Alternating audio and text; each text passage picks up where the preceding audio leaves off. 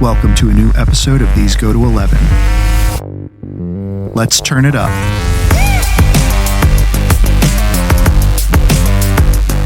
Hey everybody, welcome back to These Go to 11, an unchurchy conversation about everyday faith. Please make sure you like, subscribe, and review on your favorite podcast platform. This not only helps us to get our content out there, but also helps us to find out what you, our faithful listeners, think.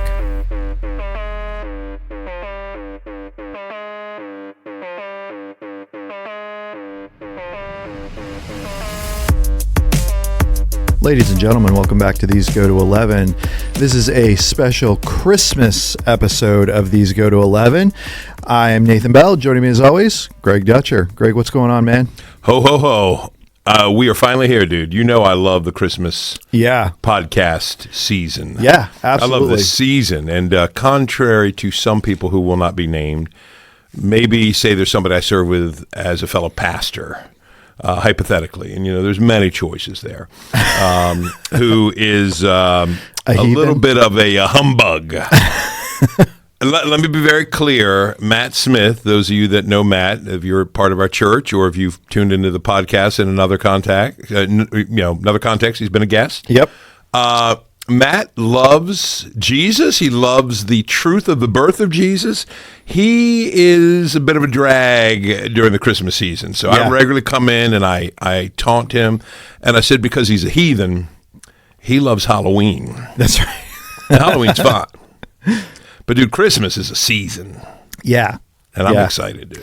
Yeah, I mean, we've talked about this before. I do enjoy this time of year. Oh, yeah. Again, fond memories of growing up with many a snow-covered Christmas. Oh, yeah. And just kind of the White Christmas. All the Holiday Inn. All the Christmas movies, Christmas music. My birthday's during this time of year. That's right, dude. But look at you rubbing it in our face, you New Hampshire boy, with all those white Christmases. Yeah. Where a white Christmas here is if I spill flour when I'm making cookies or something. If Lisa's hearing this, she goes, yeah, if you're making cookies. I might spill flour if she asks me to get it out of the pantry and I bring it to her.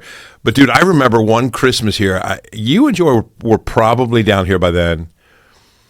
Because our church met Christmas Eve in a different venue. I think it was the Richland Ballroom. Yes. Do you remember that? Yep. And that was warm, dude. Christmas that day was like 72 degrees. Yeah. Yeah. Dude, I was furious. Yeah. Because I don't live in San Diego. Right. Now, San Diego would be nice, but because I don't live there, I want the benefit of having at least a cold Christmas. Right. Put on a fireplace. Get your coffee pot going, your cocoa, or whatever you're doing for the kids. Dude, we turned on the air conditioning. Yeah. For Christmas morning. Yep. Just so we could all wear our flannel Christmas pajamas. Yeah. Now, I'm not making a comment on global warming. I know it's a hot topic. I'm no expert. I will just say that was a warm Christmas. Yeah. Yeah. Well, and at least even San Diego had the advantage of it being, dry. Yes. So It does get cooler once the sun goes down. Yeah. We didn't have that. It was humid. It was really humid, and I think it was a little misty. Yeah. I remember coming on Christmas Eve, like being hot and sweaty. I was like, this sucks. Yeah. Nobody wants this. Dude, we haven't called attention yet to our studio that is a work in progress. Yes. So there was a comment. Dude, that looks professional. Hey, right that's professional. Dude, we are all about professional. We are. I mean, look at our looks, dude, our sleek Yuletide looks. But we've gotten comments. Hey, I do have the red. You do, dude, and I'm hiding behind a poinsettia. There you go. So there we go. But yes, we are in the process of slowly getting rid of that. Yeah. The cord that everybody has commented on, and so we made an attempt to paint over it. Just got the wrong paint. And we said, forget it. We're going to podcast anyway. That's right. So, but over the next couple weeks, you should begin to see that disappear. Yes. And go away. And so we are looking forward to again, just getting the studio where we want it and making sure that we have everything where it needs to be. So before Hollywood calls and gives us some studio space of their own, dude, I know that. I'm waiting for that any day. That's right. We're going to inch by inch, step by step, get our studio. Yard by yard? Yes, yard by yard, exactly. Looking good. So, dude, what are we even talking about? I forget. No, Yeah. Today, super excited about today's episode. And actually, over the next couple of weeks, we've got some good ones coming up. This was when we were going to break into a two-parter. Oh, right. But we decided to make it, we'll probably do a little bit of a longer one, but it'll be a one-part episode. And then next week, we are going to do something different. And this is why we've taken this one and have consolidated it down from 2 to 1. Next week, we're going to be talking about A Christmas Carol. Yeah.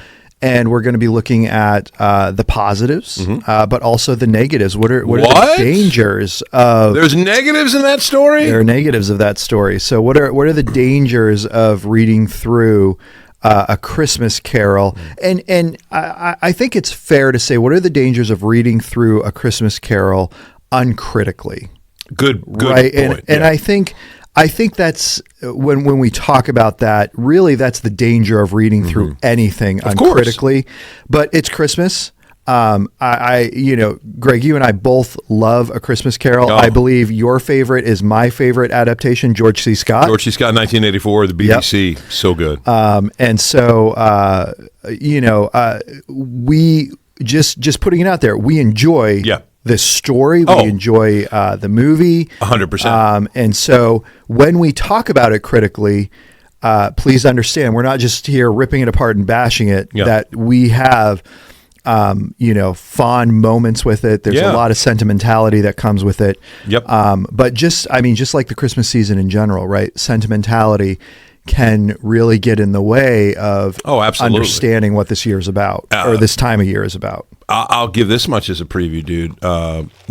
Two things really quick. Number one, what you said, Christmas Eve, my family will be watching that. Yes. That in recent years has become the tradition. Yep. We have a few must-watches. Yep. Obviously, like a classic gospel-centered movie like Christmas Vacation. Yep. That's one of the classic, Clark Griswold sharing the gospel. Butte Clark. Yeah.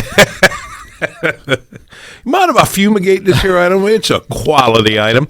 But on Christmas Eve, usually after the service, after we have a family gathering, that's become a tradition. We watch that one. So I want to say, number one, it is not something I'm giving up. Yep. And our goal of that conversation next week is not to get people, I'm never going to read that or watch it. But I love what you said, to read it critically. Yeah. Because, I don't want to give it away, but I started noticing some comments from my oldest, Samantha, when she was probably 8 or 9. This goes back many years ago now. And she would ask some questions, and I never really thought about it. I said, the Christmas Carol has a few pitfalls. Right. When you're also trying to teach your children about Jesus and who he is and what he's done. Yeah. But it's a beautiful story. There's no doubt about it, and it's powerful. I mean, it is, dude, perhaps one of the most made movies, specials. How many have there been, dude? When you go to the Muppets, you go to Jim Carrey. I can tell you that Joy and I own about 16 versions, and we don't own all the versions. Right. Yes, because even the traditional version, there are many you can find there. Yeah. I see them all the time. You've got the who's the guy? Come on, who's the guy that played Picard in Star Trek? Oh yeah, Patrick Stewart. Stewart's got one. That was a TNT presentation. Yes, that's right. That in the mid to late 90s. Obviously, the George C. Scott was the mid 80s or 84, and then there was the 1951. Sir Seymour Hicks. Yes. Back in what was that? The 30s. I think so. Yes, I think that's the kind of what we think of as the original modern. Yep. And then they did one in 51. And there have been so many versions. You're right. So you guys own 16. Looney Tunes has done a version. Flintstones has done a version. Several sitcoms. Family Ties did a version that I loved where Alex P. Keaton, Michael J. Fox, is Ebenezer. Nice. What are we doing, dude? We got to save this for next week. We got to save it for next week. We got something else. That's right. But it shows you how excited we are to talk about that one. Yeah.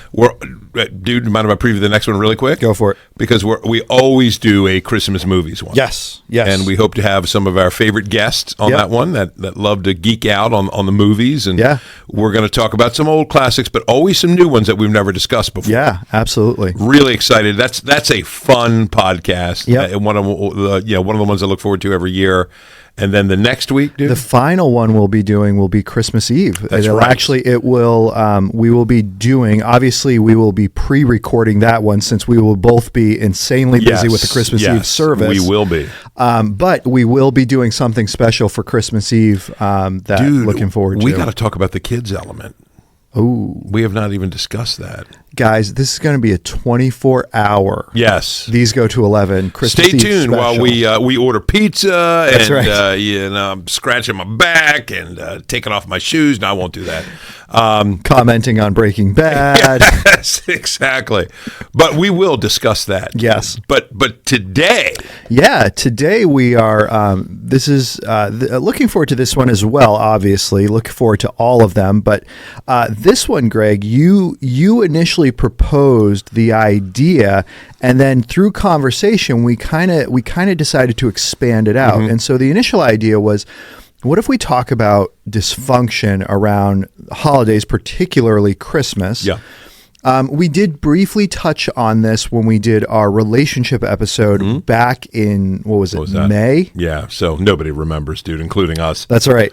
And so we will be discussing that, but then also, hopefully as a source of encouragement, looking at what did dysfunction look like for Jesus and his family? Because he was well aware of it. Yeah. As the Son of God, he is the perfect, righteous, holy Son of God.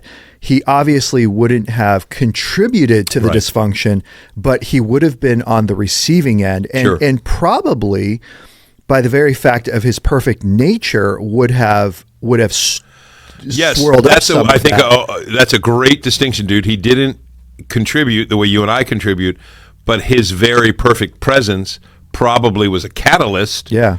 Because generally we find when holy meets sinful, things get stirred up. Yeah. So that tells us Jesus in his humanity understood and is well aware of how dysfunction plays out in family gatherings. So, we're going to kick some of that around today, and I'm excited about it. Yeah. I want to start off, though, in looking at our own personal dysfunction and things in our... I've got a list of family member names. Oh, am I not supposed to do that? Shoot. All right. We'll put that on the Patreon version where people can pay for that, those juicy details. Yeah, absolutely. No, but I think it would be a good place to start. Just thinking through Christmas Day, right? Typically, Christmas Day, and I would argue not for everyone out there, but typically, regardless of what went on in my family, again, my father passed away when I was 14. I have a younger brother. He was 12-ish at the time, 11 or 12 at the time. And so, younger, my sister ended up having her children taken away from the state. My mother and family ended up taking them in. So 3 very young children, no father, single mother. But Christmas Day typically was good. Yeah. Right. But I can remember one Christmas morning where everything kind of built to a fever pitch for my mother in her stress level. And she couldn't handle everything that was going on. And there was some fighting going on that morning, and she just got in the car and just needed to take a drive. Wow. And that was Christmas Day. Is this, dude, after your dad had passed away? This was after. Okay, yeah. Yep, this was after. So, without my dad, again, there was some arguing going on, and I think we had my older brother and his wife and their kids at the house at the time. And so there was just some arguing and bickering going on. And my mom was she was done, got in the car and just had to go for a drive. Obviously came back a few hours later. And we were able to work things out, but you think about things like that, right? With dysfunction, really, and dysfunction can be, external or internal circumstances going on and happening, right? In this case, it was the external circumstance of my dad not being there, and then all of these things kind of building up, which led to the internal, coming out in everyone, and then that happening. Dude, anything like that you can think of from your family and your experiences? Same thing, and sometimes it's not Christmas. It could be a cookout. It could be Thanksgiving. Yeah, Christmas does seem to be the one to focus on because most people in our world, Christmas is the thing. Like extended family, I might not be able to make that Memorial Day cookout. If you miss Christmas, that's a big deal. Like you better have a really good reason to miss Christmas, right? Like God forbid, everybody's been really sick with COVID or some kind of bug, or there's an emergency situation. Maybe somebody just had a baby and they're too far away. They don't want to travel when the baby's that small, so they plan something later. But all those things considered, yes, Christmas and some other occasions. I always say, dude, being a pastor does not put any halo aura around me, my family. We're just like everybody else. And when you describe that, I don't know, dude, I had a pang for your mom without even knowing the particulars. There's something especially almost poignantly sad about that level of stress and frustration on what should be a very festive, enjoyable day with family. So yes, we have had those. And I would say in my extended family, we've had some moments where people are upset about things. Stuff's gotten stirred up. A conversation happened. I remember one. I'll be very cryptic about this. This is a long time ago, where a conversation emerged because somebody made an incidental comment. And as soon as the comment was made, I remember Lisa and I shot each other a look, and we were sort of like, please, please, please, please. Long, awkward pause. Then the other person said, yeah, just out of curiosity, why did you say such and such? You could almost see it in slow motion. The escalating tension, the frustration, the raised voices. And, it's tough, dude. And pastorally through the years, I say it, and sometimes I think people think I'm joking. The number of people that have told me just incidentally, sometimes in a formal counseling context, what they're dreading most is going home with their family to see everybody at the holidays. And I think, oh man, that sucks. That's so sad. But it's common enough. And then, dude, look at how it's reflected in pop culture. I don't want to give away our movie stuff, but many movies, like there's a funny one you may have seen with Vince Vaughn and Reese Witherspoon. Four Christmases. 4 Christmases. It's some of that stuff is way over the top for movies, but people identify with it because they get there. You've got like both of their parents, I think, are divorced and on second or third marriages. So you've got mixed families gathering. And they go to 4 different houses, 4 Christmases, and of course, it's highlighting the humor of the dysfunction. And I think we need that almost as a catharsis sometimes. Because it does tell us, oh, this is pretty universal. I've been there. I know you've been there. We've all been there, and I'm hoping this conversation, for those of you watching or listening, you'll connect with us on some of these things. Say, yep, that's exactly how I feel, and I'm hoping we can maybe offer just through our reflections, and almost like we're all having a peppermint mocha at Starbucks this morning together, and maybe helping each other. How to develop a healthy perspective on these things. No, I think that's good. One of the questions that I want to ask you, Greg, is in thinking through, what is it particularly about holidays, right? And we are talking specifically about Christmas, but again, this doesn't seem to be just isolated to Christmas, that tends to bring up conflict and old wounds. Good point. I think it's a combination of nostalgia and expectations, because I've thought about this a lot. And I'm not saying there aren't other answers. I'm sure there are, but those two stand out to me. First, I'll start with expectations.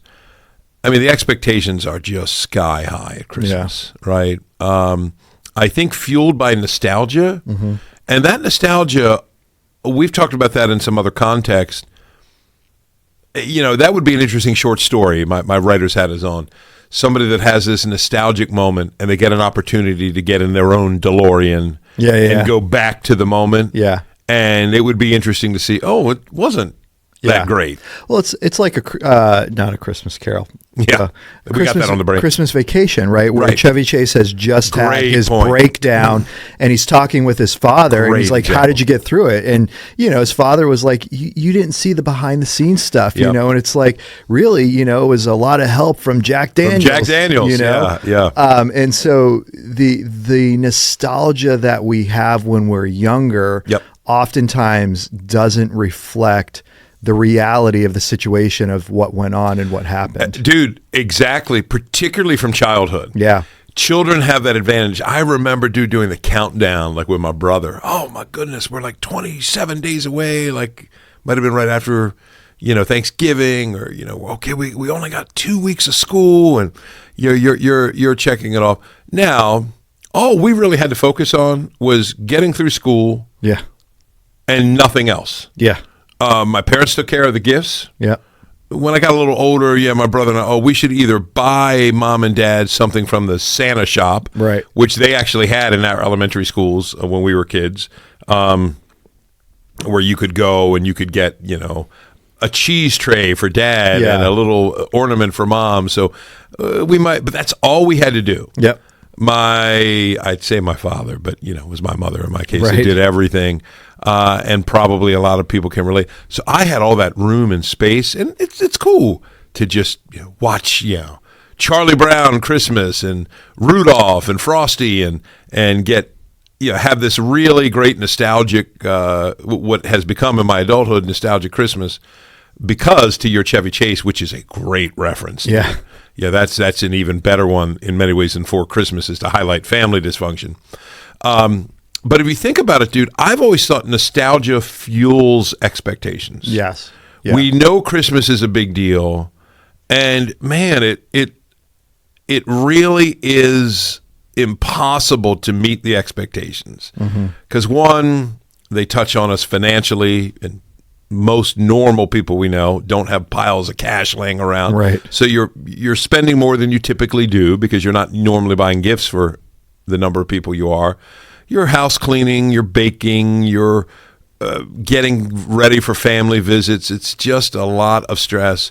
I talk to parents, and I felt this sometimes. You know, I love seeing my kids happy at Christmas, getting what they want, and that can put a little stress on you. Yeah. Like, for instance, this year, dude, Lisa and I don't really know what our kids want. So we're going to take a few stabs, a few guesses, and try to keep it within our budget and everything. So there's high expectations. Yeah. That I think nostalgia fuels. Want them to have a really, really good Christmas. And I think we just know, dude, it puts us in a state of stress. We feel behind before we've even started. And I think that's a big part of it. Those high expectations colliding with the reality of actual life are often not great. Yeah. Because I know there's an SNL skit that I like. It's, I can't remember what it's called, but they do some great Christmas skits. It was a few years ago. But the couple is hosting the family, and they're kind of showing all that happens in a typical dysfunctional Christmas gathering. And the young dad is trying to do his best, and the in-laws show up, so he opens the door, and he's like, "Mary!" And, you know, his father-in-law was like, "Traffic was awful." They come in, and he kind of tells, "Oh, you've gained some weight," and, you know, it's high expectations. Merry Christmas. I mean, that is the whole Christmas Vacation formula. Right. Clark Griswold is the embodiment of those expectations. Yeah. And then it collides with people that fight over lip waxing. Right. And how they boil their hot dogs. And So I honestly think, dude, we're unwanted relative showing up. Yes, and it's a the other factor there, dude, is a lot of extended family that we don't regularly see. Yeah, and we might not enjoy regularly seeing. You're going to see them. Yeah. In an environment where there's already usually high expectations, good meal, food, plenty of space for people to sit comfortably and kind of have the event unfold. Recipe for disaster. Yeah. And I love your point about the people we don't normally see or get together with, right? Particularly once you're older and you start forming your own traditions and you have your own things that you're doing, right? You and, your family unit are now deciding how you're going to, pull the traditions from both sides of the family into that unit, right? And so you have things that you look forward to every year that you're doing. And then when you start to, go and visit those other people, it's like, well, this is the way we do it. Yeah. I can remember years ago, Joy and I decided we were going to go down and surprise her parents. And as an adult, we don't have children that we buy for. And so the way we celebrate Christmas is very adult in terms of, we get up whenever we want. We, leisurely open gifts. We have rhythms and routines of how we do things. And so we decided we were going to surprise her parents and do all that. And, while we were there were these moments and elements of, oh, now you're here with us. And so now all of those things need to kind of become subservient to the way we do things. And it's like, yeah. Okay. See, dude, I can tell. I just saw a little bit of blood pressure tick up, dude. You be careful. That's right. No, dude, that's a great point. When you combine families, I think that's part of it. The way we do things together. Yeah. Do you remember this as a kid? I remember hanging out with a friend, and it's like maybe the first time they're gonna spend the night, and it's awesome. And then maybe you get the best news ever. Mom, Dad, can they spend a second night? Bobby's mom said it was okay. And you're like, oh my gosh, it's the greatest thing ever. And then you're kind of sleep deprived. You're probably eating junk food. And I remember by like day 3, us fighting with each other. Yeah. And be irritable with each other. Yeah. I think every kid's had that experience at some point. And the best thing that can happen, sever that for a little while. Yep. Get back to each other's routines. Yep. And you fill up your tank to kind of, do what you need to do next time you spend the day together, playing baseball in the park, or, doing a little hike by the creek and just hanging out, playing Atari. That's fine. And you can extend it to the point where you run out of steam. Yeah. And I think it's because we get fueled by our own routines. Yeah. Because they work for us. Yep. And we know what works. So I think that's a great, you guys making a surprise visit to Joy's family in Virginia, right? Well, at this time, it would have been North Carolina. North Carolina. Yeah. That's right. So you're taking a good trip to do a good thing, and then you find out, we've got our family unit with this family unit. Yeah. I think that's great. And sometimes it's as simple as, okay, my buddy Todd, I'll just say that. I think I've told this story before, has the best story. His wife, when his wife Jody, when they were engaged, I think. Yep. She had like 4 sisters. And Okay. I remember they all start with J. Yeah. It was like Jody, Janice, Jen. And, Todd had one brother. So it's kind of like, oh, this is kind of cool. I'm having my first kind of Christmas in a different context, and it's nice. And he discovered they had a little tradition on Christmas Eve morning. Yep. Where one of the girls, they would take turns every year, would come out and make breakfast. And the whole thing is, whether it was egg related, you could have it scrambled, over easy, sunny side up, all the options that you have, hard boiled. And so Todd's sitting down at breakfast. He's drinking his coffee, and one of Jody's sisters just said, "So Todd, it's your turn. Tell me, how would you like your egg?" Yes. To which he said it to me, and I'm sort of scratching my head, and he goes, now what's wrong with that question? I'm like, did she say egg? Singular? And then Todd said he wanted to say, usually with a couple of friends. So he realized, these young girls, probably teens, fine eating one egg. Right. Todd goes, if I don't get 4, I haven't had a breakfast. So he eats this one little bit of scrambled eggs, and they had a Christmas tea or whatever. And, it's a funny story. Yeah. But think of that amplified over the course of a couple of days. Yeah. And you're out of rhythm. Yeah. And, often in these gatherings, you're maybe changing where you sleep. Yep. For some people, because you've got kids and your air mattresses. It is just like, does God have a sense of humor or what? Right. Like, I'm going to put people in their unnatural habitats with their unique personalities. We haven't talked about personality yet, but I think that's part of it too. Yeah, no, and I mean, I think you're 100% correct. I mean, I can remember when Joy and I were first married, and we were then trying to pull our traditions into our marriage, right? Yeah. And even the tension and conflict that created. Yeah. Growing up, we had tradition ever since I could remember, where the parents, the adults, would open their gifts on Christmas Eve, and the children would open theirs Christmas morning. Yeah. And so, I remember Christmas Eve comes around, I'm like, all right, let's go ahead and open gifts. And she's like, what? No, we're not doing that. Yep.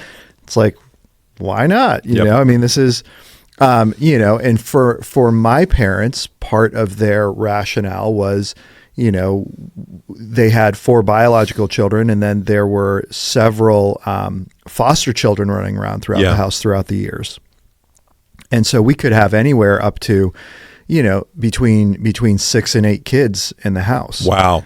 And so, their rationale for doing that was simply, we'll have the adults do theirs in the evening, and then, Christmas morning is for the kids. Yeah, yeah.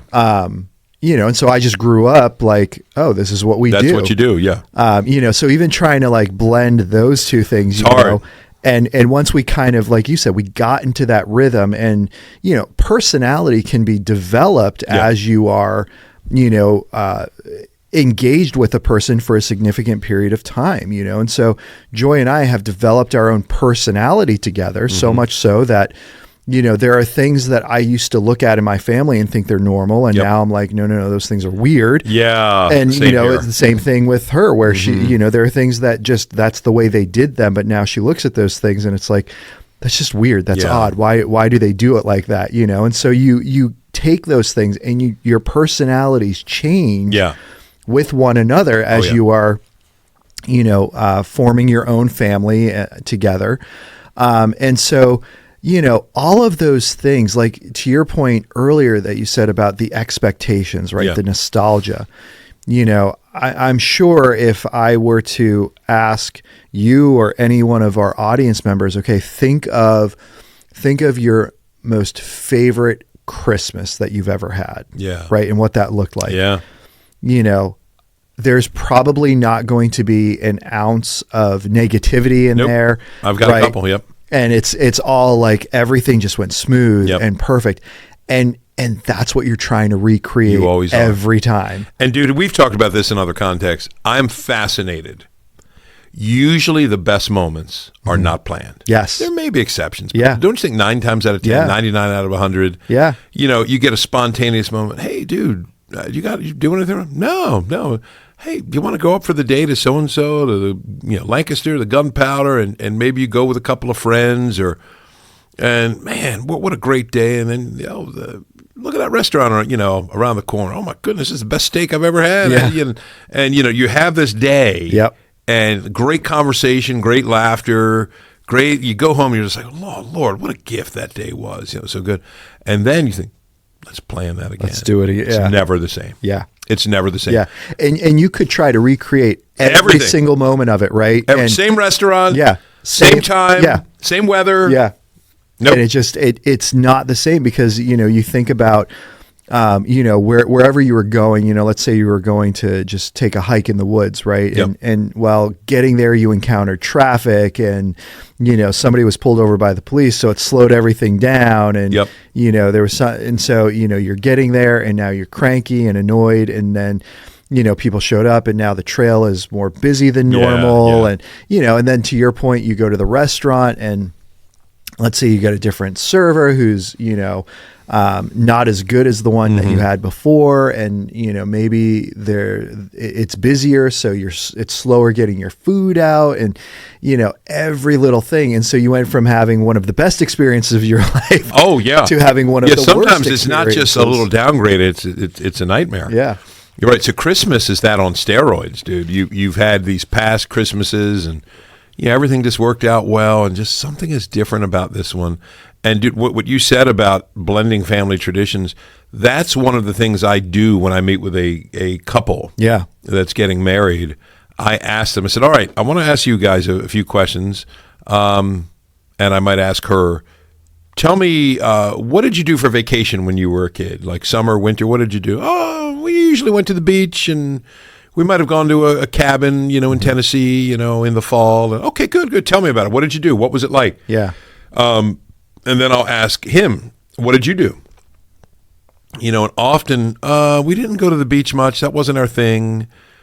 We did some staycations, and, my parents did it where every couple of years we did a big trip like Disney or the Grand Canyon or something. And we did some other, okay, sure. Both of those are great. Yep. You have developed years of habit, expectation, how you rejuvenate, and now you're combining them. Yeah. You should have a conversation. Yeah. And you're still going to have to go through it and work through some of the bugs. I've always said that, dude. Lisa, I think because of her dad's industriousness, he was just a go-getter up till his final days, really. He because we went to the beach, they went to the beach. So I'm thinking, oh, that's good. But when they went to the beach, Steve, her father, was out there like boogie boarding like a teenager. Yeah. I mean, in his 50s, for hours, and he would be out there. And then you'd come home, your son, everybody showers, quick, let's all go. We're going out to at Myrtle Beach, Barefoot Landing. Yep. And we're going to do this, and we're going to do these activities, and then maybe we're going to go to the shops. And I'd do a day like that. It was fun. And I kept thinking, when's the day where I read my novel and kind of hang out at the beach and do nothing? Right. Maybe we order pizza that night back at the cottage and watch a movie, just a day. Yeah. And I realized that's not going to happen. Yeah. And then I found I was getting frustrated because, that's how I want to rejuvenate. Right. This is what I want to do. I want to just, I love just being by the beach. Yeah. Doing a whole lot, and I get into water. I boogie board a little with the kids. When they were younger, you got to work a little harder because they need your help. But I had a nice little. I know what would have worked for me. So sometimes even in a nuclear family, you're figuring those out. Man, when you combine 2 or 3 families in an extended family setting, dude, there's a lot of expectations, and you might not have been ready to go there, dude, but let me get this in there. Yeah. Sometimes if you have a vocal person in your extended family who lets you know that their expectations need to be met, okay, so-and-so naps. Like Lisa and I always felt naps are important. I've never been a big fan when another family's nap choices have to dictate everything everybody else does. Yeah.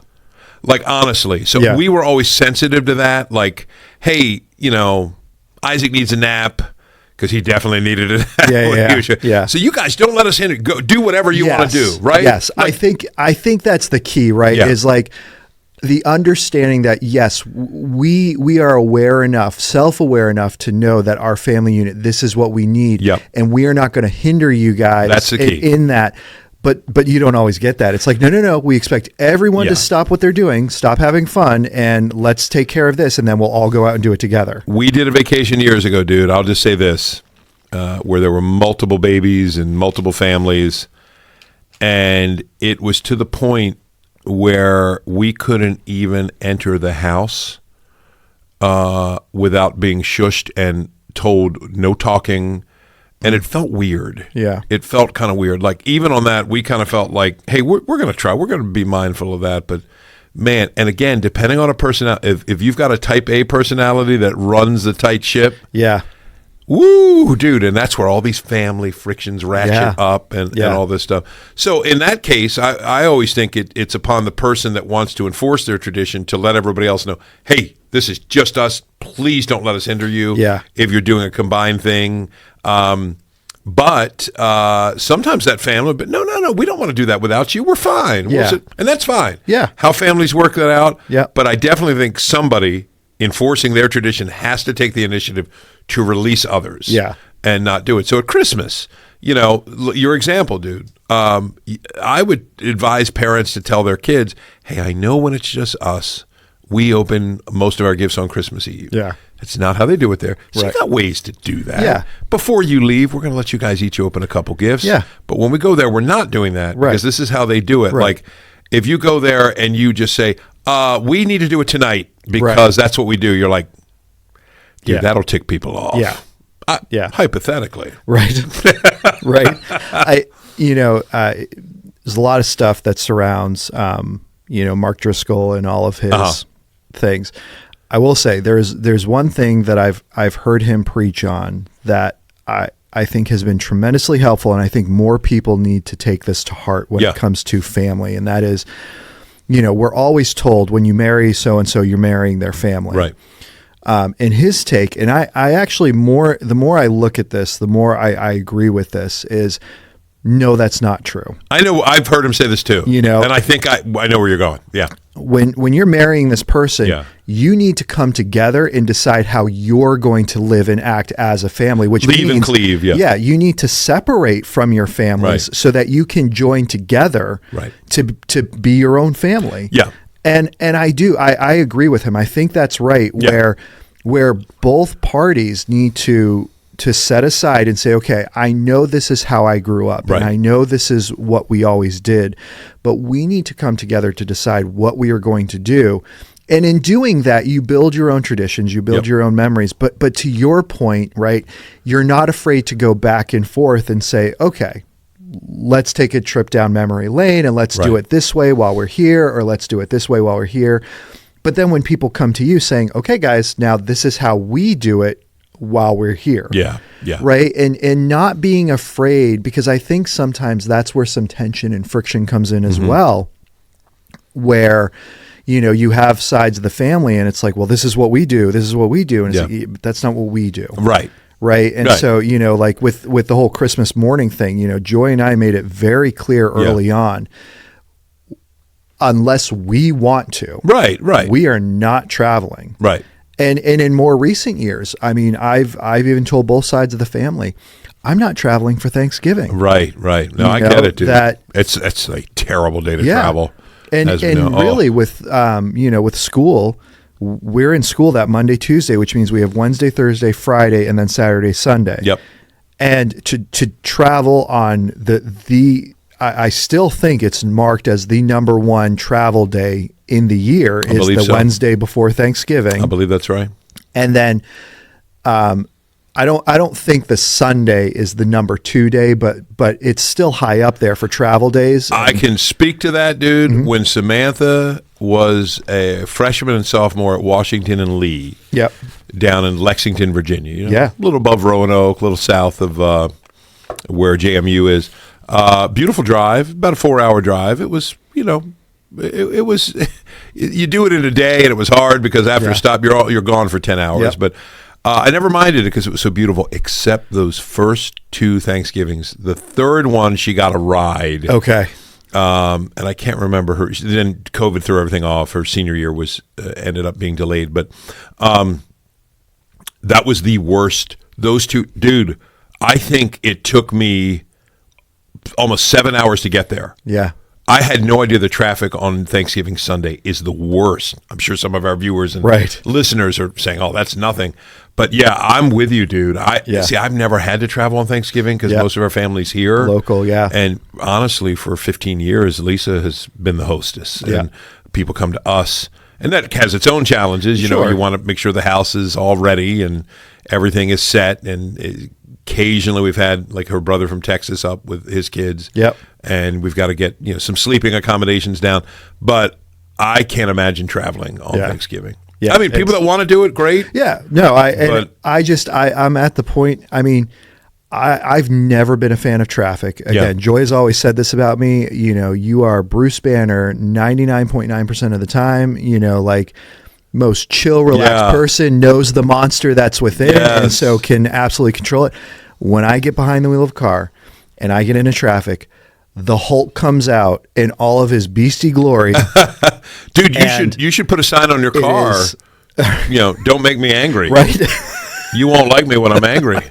I mean, I remember being in traffic. It's the worst. And just like punching the roof of my car because of how angry and frustrated I am without, I mean. Isn't it awful, dude? All the colorful words that come out of my mouth that, you mean like fuchsia and periwinkle? That's right. Purple. Yes, purple. Right. Yeah. But all of that stuff. And so for me, I just got to the point where I'm like, so I'm going to spend 10 hours. Yeah.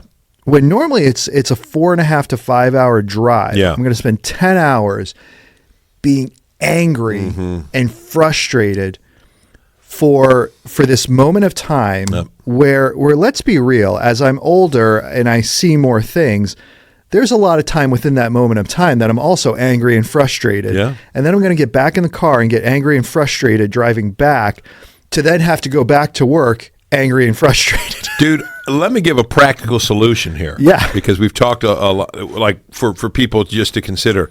My brother, so what's happened in recent years, since Lisa's parents have both passed, and my parents are both still with us, for now, they're 84, 83 respectively. We now just do it. Well, we're not going to have my parents host anything. Right. They're in a retirement community now, and even before, it's a lot to put on my mom and dad. So my brother and his wife Tina said, we'll do Christmas, and Lisa and I do Thanksgiving. Yep. And it's great. Now, Thanksgiving, we have it on the day because it just, works for everybody. Everybody's off. Yeah. Christmas, that's one has become, even our kids say it, it's such a relaxed thing. We normally do it the 27th, 28th with the Dutcher Christmas. Yep. So, I've got, generally I always take off that week between Christmas and New Year's. Yeah. And the church even, we now that Sunday after Christmas do an online only service. So we usually pre-record that, sometime in early December. So that, you give some breathing room to your staff and volunteers. Yeah. So it's just a great relaxed week anyway. All the Christmas craziness has ended. Yep. Oh, we're going to go over to, Uncle Andy and Aunt Tina's. Yep. And the traffic is better. Yes. Because it's like the 27th or 28th. Yep. And, dude, it's wonderful. Yeah. And, we can extend it. That might not work for everybody, but sometimes if you can avoid having it on the date for the date's sake, it can be really nice. Yes. I know for some people, again, the nostalgia thing, it doesn't feel the same. Yeah. I'm like, I'd rather not give, let me use some good Christian speak here, my flesh an opportunity to be lose my sanctification. Yeah, Captain Crapbag, which it all often can be, where I'm just a jerk and irritable with Lisa and the kids, and then getting there and kind of putting on fake smile. I mean, sometimes it's just a stewardship issue. Like, let's take these Christmas gatherings in what we're talking about here, and I sometimes wonder if here's what we're going to prioritize. Yeah, we're going to prioritize rejuvenation, calmness, kind of a form of rest. Yeah. And try to work that in as best we can. I know it's pie in the sky for some people that hear this. They're like, dude, I've got 5 kids under 7. You got to, right. I get it. But whatever you can do in that context, it's going to have its stress if you've got 5 kids under 7. Right. Because that's every day. But even in that context, hey, maybe it's too much to pack up our van and drive 250 miles. Yeah, with kids that are irritable and tired. And, I'm just saying so I've heard Driscoll too. I can't believe we're giving a positive prop for Driscoll, but I think it's the only one. I think you found the one to put a finer point on it. But, and that has all the caveats. Yes, I think it is true when I married Lisa, I married her family in the sense that now, Lisa, my concern for your parents matters. Right. Like, I love them. Right. Because they are your parents and I respect them and they raised you. So, when her father died, and my mother-in-law had a lot of health issues, as you know, and there were a lot of appointments, and they weren't always convenient, Right. and I'd love to say I never complained and grumbled in my heart, but that's not true. But the commitment was the same. Right. I can't be, she's not my mother. And Right. well, no, Lisa's got things going with the kids, and I loved her, and I'm going to do it. Right. It's just what you do. Yeah. So, and I don't think he's saying that. Right. But in terms of building your own family unit, your expectations, traditions, Your that's family just smart. identity, Yeah, really, exactly. is what And it you is. have to do that. Yeah. You have to just and there are times where that might collide with another family. Yeah. And I always say, look, you put all the Christian principles on the table to the degree that I can give to some things that we determine, no, this is Yeah. we go to the mat for this one. Yeah. We have learned, in our case, you and Joy even, this is a better experience for us as a couple. Yeah. We're each other's priority. Yep. As much as we love extended family, we're each other's priority. Yeah. And we're going to keep that in mind.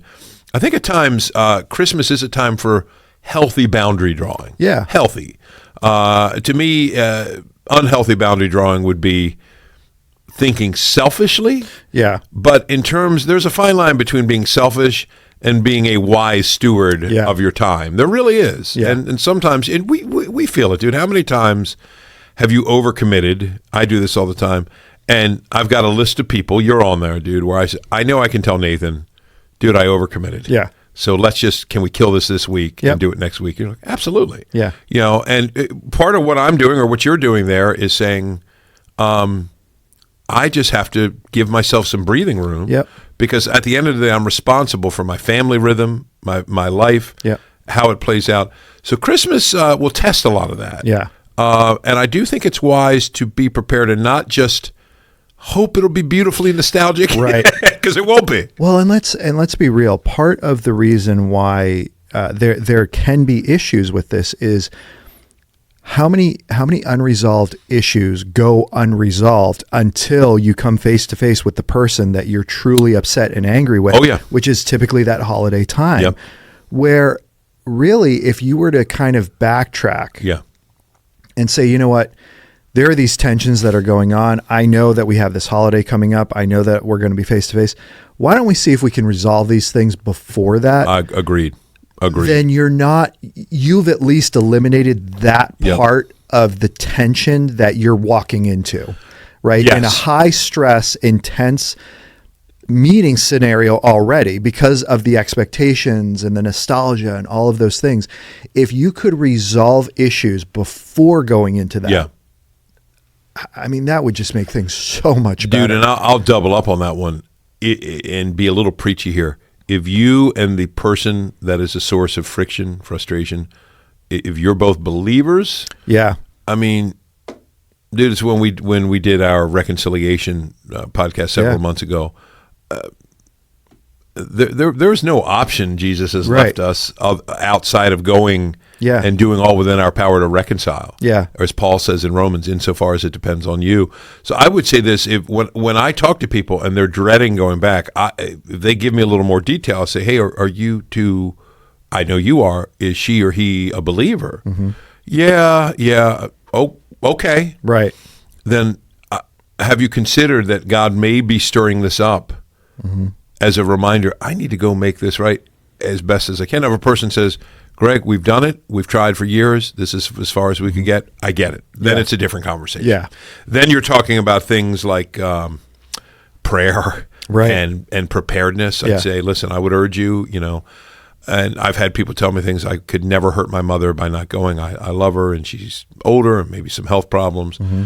But boy, my brother, he and I have never gotten along, and there's always this issue over a money thing. I've heard so many stories. Then you're going into it sort of knowing, all right, I'm going to go. I have to be prepared. Yeah. And I would say if you go in just hoping, it's almost a guarantee of Yeah. disaster. Yeah. If you go in with some preparation, and sometimes a spouse can help you, what are we going to do if Yeah. this issue comes up and they Yeah. want to bring this up? What are we going to do? Best you can to game plan a little. Yeah. You can't Yeah. anticipate every contingency. And dude, we say all this because, again, Okay, Matt Smith told me he told somebody recently who's had some legitimate painful experiences in the church. I don't know if you knew that, dude. Sometimes people in the church what the church? Just making sure you're listening, dude. Not our church. No, never here. Where there's some pain and heartbreak and friction among. Where we're all selfish, little ingrates. And so, Matt, actually, I never told anybody this, and I thought, Matt, he helped me because he was just sharing with me. He was trying to help this person because they've experienced, a good bit of hurt, legitimately. And there's this sort of natural desire, like, oh man, why is this happening in the church? And Matt just made the point. He said, it happens in the church because, like your own family and my own family and all of our own biological families, marital connection families, there's dysfunction. Yeah. It's here too. Yeah. Because we are not yet glorified. And it was really helpful because I think a lot of times what happens is people put expectations of the church family that are impossible to meet. Yes. I do. Yeah. And I've been hurt because this shouldn't happen in the church. Right. And, but it does. Right. And all you have to do is read the New Testament. Right. And you'll see, I know we're going to talk about Jesus here as we kind of move towards the end and his own experiences. But let's stick with Paul. Yeah. I mean, you read those letters, they're basically all addressing family dysfunction in the church. Yeah. Division, pride, arrogance, sexual sin, selfishness, not using our resources to encourage and bless others. I mean, all the things that he addresses, are defects in the family of God. Yep. So, of course, that's going to just be our experience everywhere. So all that we learn about in church under the sound of Scripture and sermons and small groups and friendships where we grow and learn from each other, we should bring to these family gatherings to the best that we can. But sometimes the decision is made, we're not going to do that this year. And we're going to communicate that lovingly, honestly. I would not say doing it out of bitterness. We're not going to come this year because I can't stand that person. Right. Probably not. Yeah. Not a good way to go. We're not going to come this year because, honestly, it's too much. So we like to get together another time in the new year, and we could talk about that. Families might have to make that call. Yeah. There's no one size fits all. Well, and let's be real. There's nothing wrong with every once in a while also saying, you know what?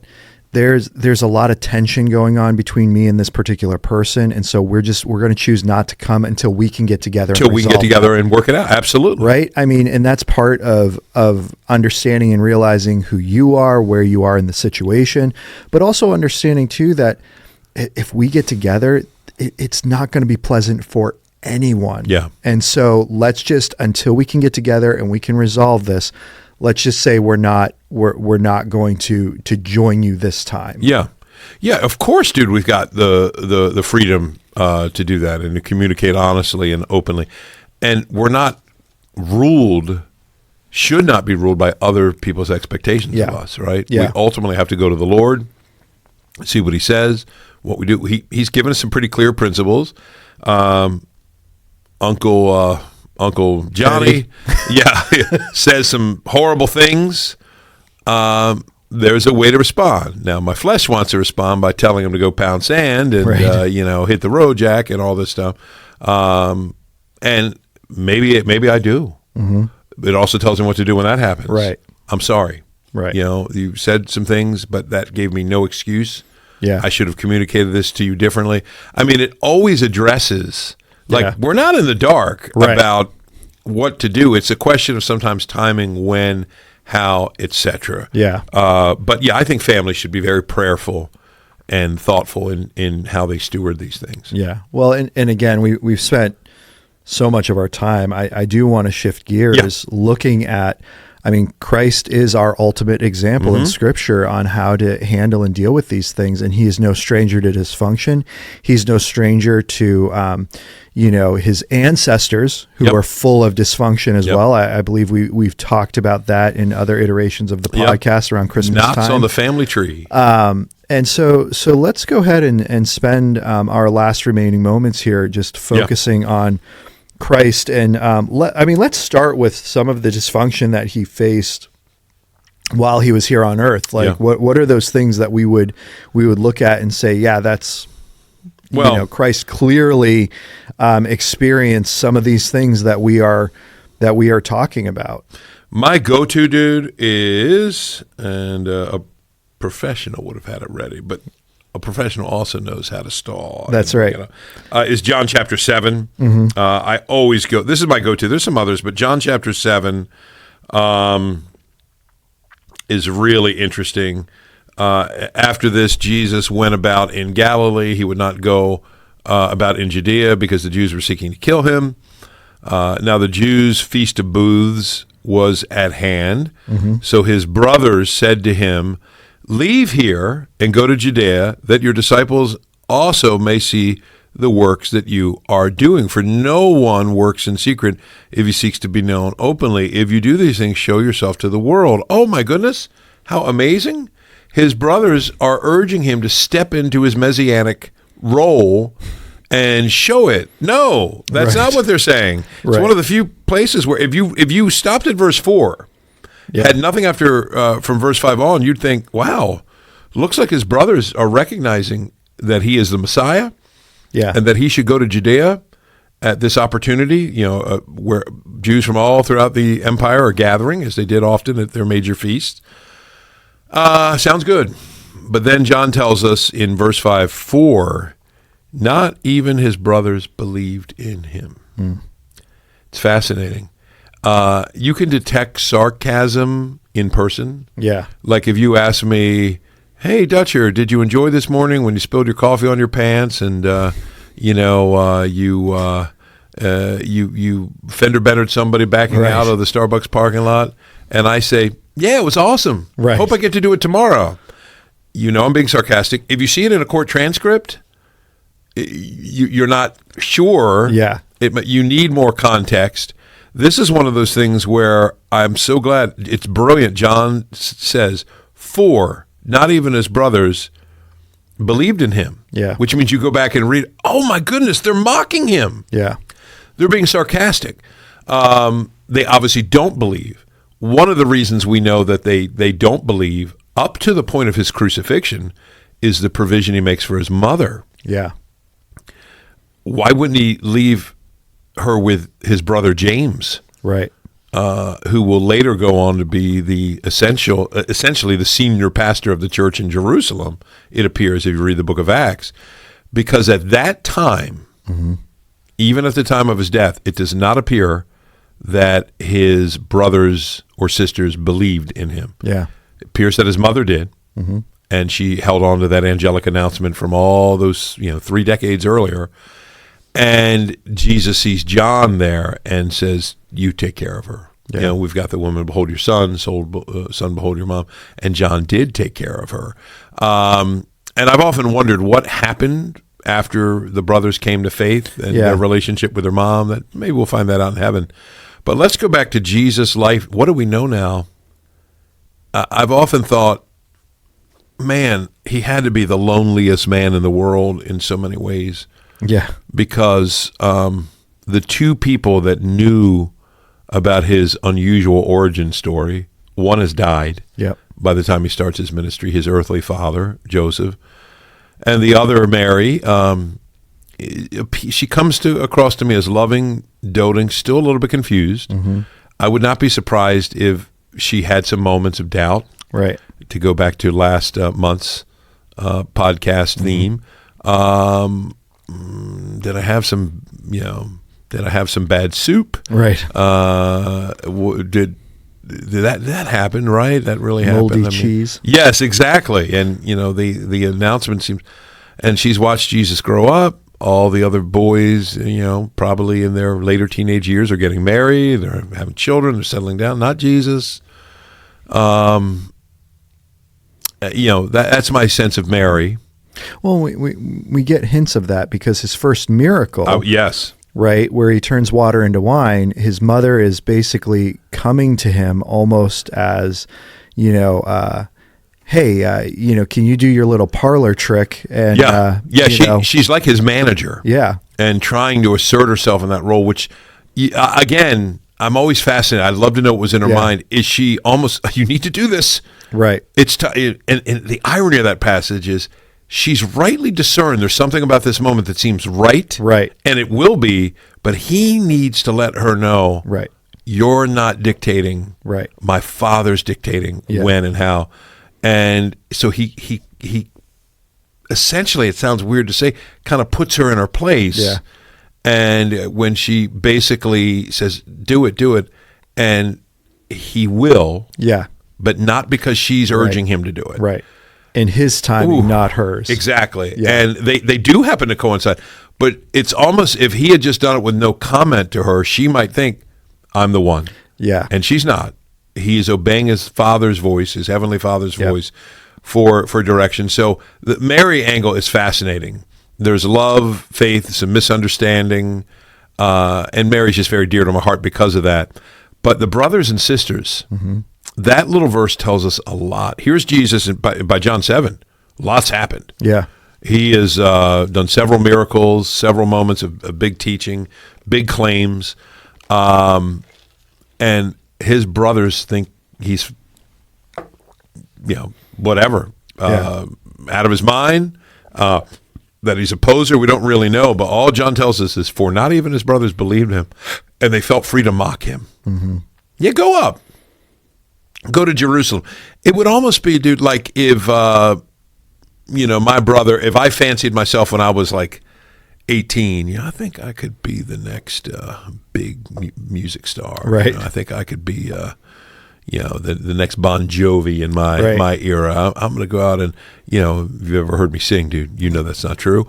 And it would be like if my brother said, Greg, you really should, you should go to the Rams Head Live. I know the manager, he gets you up there. And I think, man, if you sing at that packed crowd, like, yeah. He's doing that to embarrass me. Right. Think about that. Yeah. They want to embarrass Jesus. Yeah. Well, and you look at it from the perspective, right? Because really, this is probably the only time where a parent can have a favorite child and it's okay. Yep. Because it's the Son of God. It's God incarnate. And so why can't you be more like your brother Jesus? Right. Yeah. The love and devotion that you're going to have and show to God incarnate is really going to be more than you're going to have for. It should be. Right. Yeah. So, you've got those tensions going on, right? Absolutely. And what is it like? Because I'm wondering, is some of the tension here with the brothers that, I think it's a fair guess, Jesus, what a goody-goody. Right. Yeah. As we know theologically, biblically, on solid ground, he never sinned. Right. And if they don't believe in who he is, then that's the perspective, right? He's the goody-goody, not he's the Son of God. Dude, what does like a 6-year-old that never sinned look like? Right. I've never seen one. Right. I had 4 of them. And I can tell you what it looks like, or what it looks like when they do sin. And every parent watching or listening knows. So it just that alone tells us, that gives us that little interior glimpse into Jesus' life. Yeah. And this came up one time in a seminary discussion with some friends. I think we've talked about this in another context.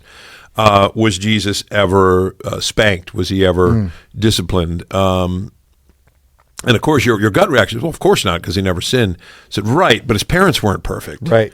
And then it becomes, have you parents ever wrongly punished your child? Right. Maybe you're more mad about something else. Right. And what they do is, it was bad, but you went a little far because you were frustrated with them. Right. And you took away their sleepover with friends because, they didn't put away their play. I don't know. I'm just, and you wouldn't normally have done that, but you're irritable. Yeah. And you're taking it out on them because they're easy.